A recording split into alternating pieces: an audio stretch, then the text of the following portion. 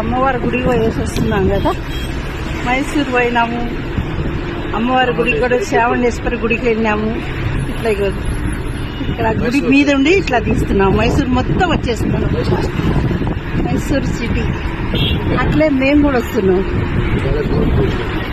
ఇగో నేను, మా వారు, మా కొడుకు అందరం వస్తున్నాం.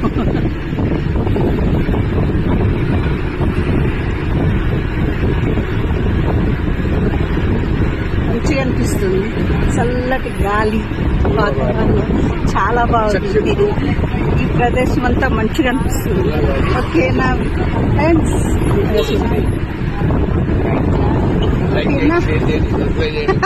మా వారు చెప్తున్నాడు బాయ్.